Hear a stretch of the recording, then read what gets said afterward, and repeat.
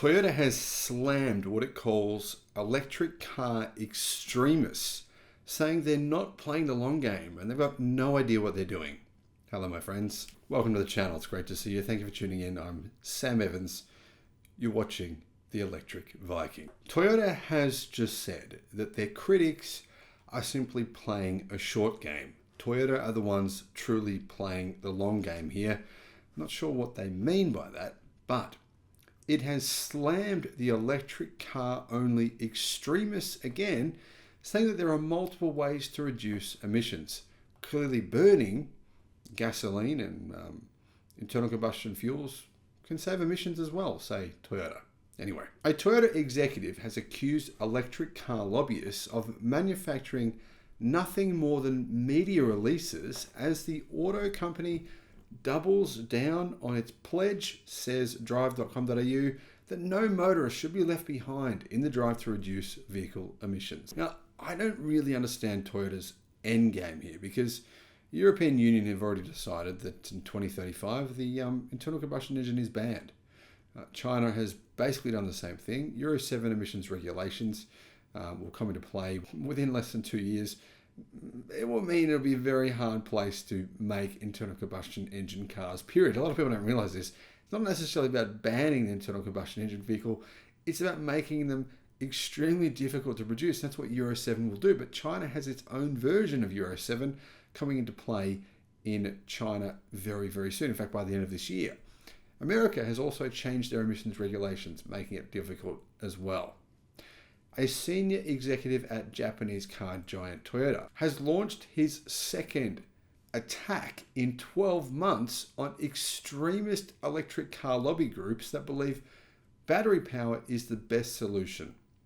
In a briefing recently on Toyota's future plans for new diesel, hybrid, and electric cars, Toyota's sales and marketing boss, Sean Hanley, slammed special interest groups that accused Toyota of falling behind or intentionally slowing the rollout of electric vehicles.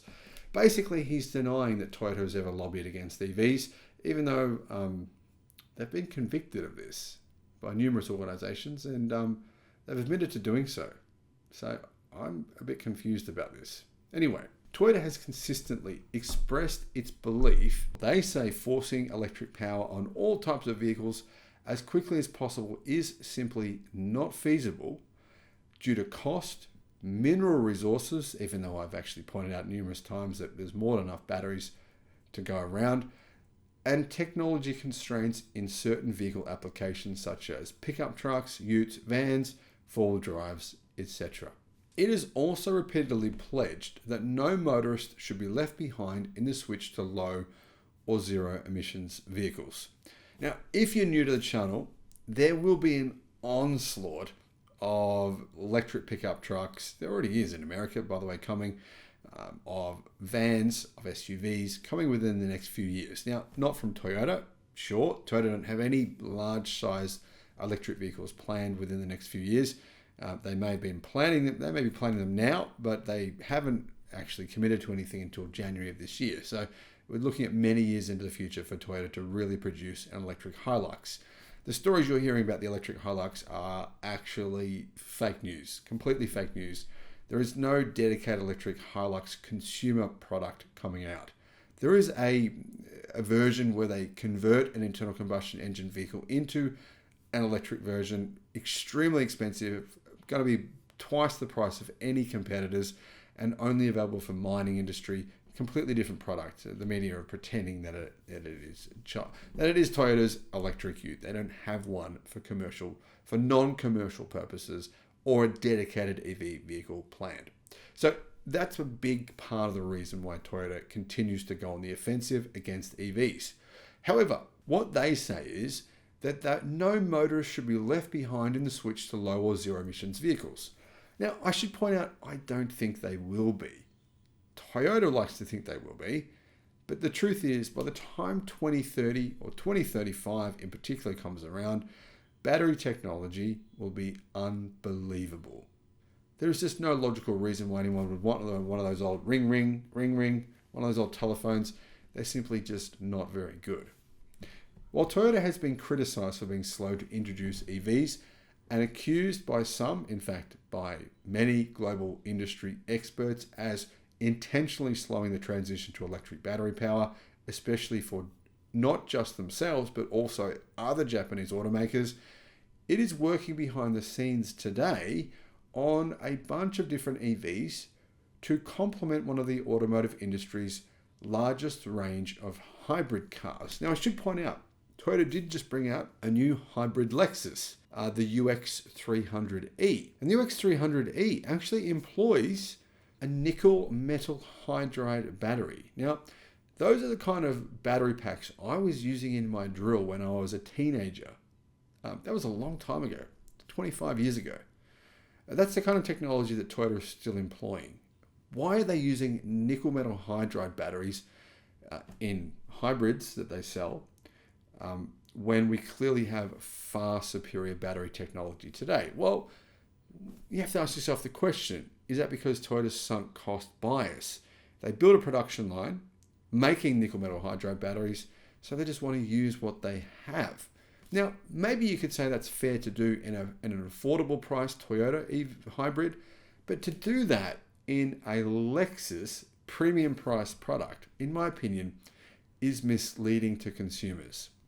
I don't think Toyota are intentionally ever going to disclose the information that actually the battery in your amazing hybrid Lexus is not what you thought it was. I can almost certainly guarantee you that no one walking into a Lexus dealership would think they're going to get a nickel metal hydride battery. Everyone will just assume that it'll be lithium.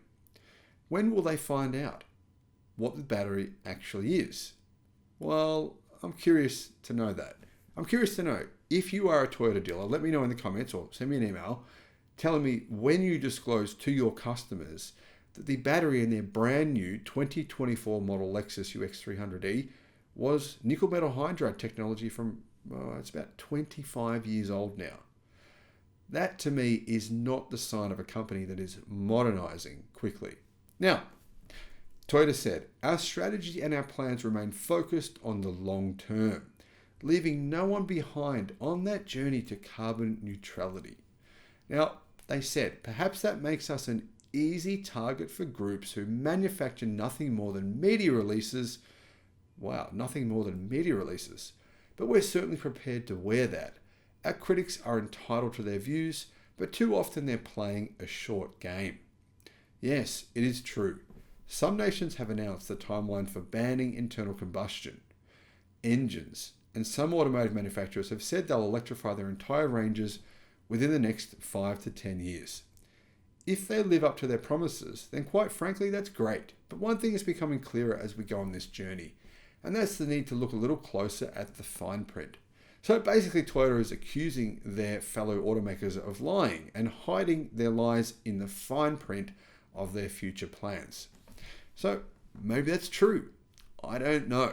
But I think when you throw shade like that at your competition, you need facts to back up your accusations. If you don't have facts, you just sound like someone who's bitter. Now, interestingly, on multiple occasions during Toyota's recent media presentation, Toyota highlighted how they had been building electric cars for more than 20 years.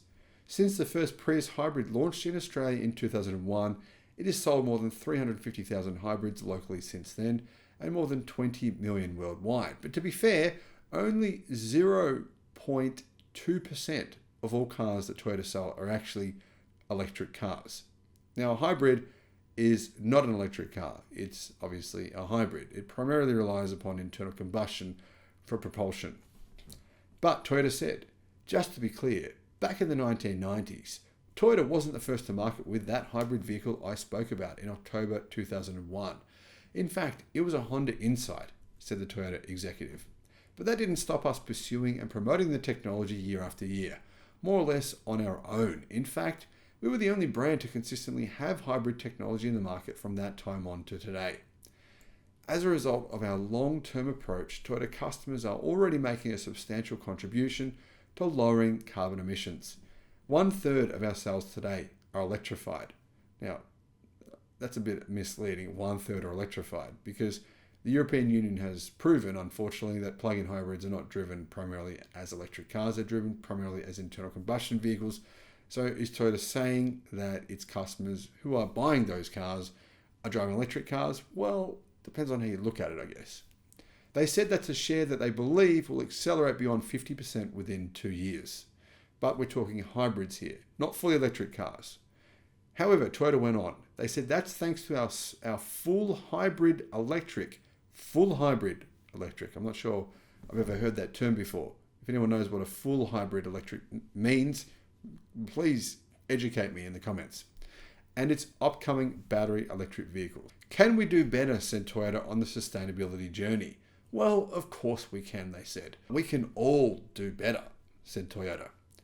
I confidently predict you'll see proof in the coming years from the awesome engineering and manufacturing juggernaut that is Toyota, multiple technologies across our vehicles and our business that will deliver on our global promise of carbon neutrality by 2050. And we'll achieve that while leaving no one behind on that journey. Now, I should point out Toyota has not committed to carbon neutrality by 2050. That's actually a fake claim by this Toyota media representative because Toyota has not committed to going fully electric by 2050. So nobody knows how Toyota will achieve its carbon neutrality in 2050 because Toyota haven't actually released their plans on how they'll achieve that.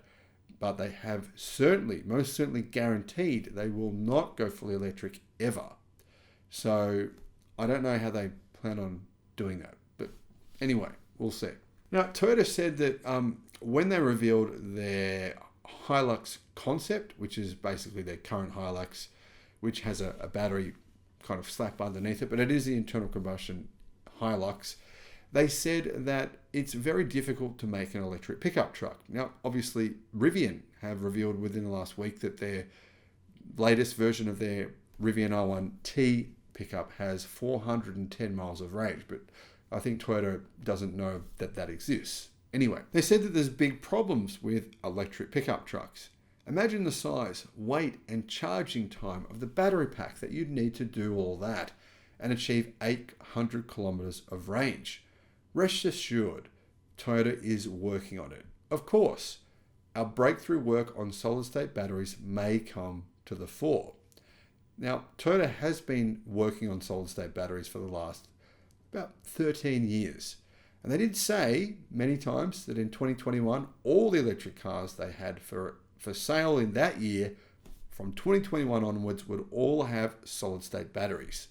So I'm not sure if we can hold Toyota to the promise of their 1,000 kilometer range solid-state batteries.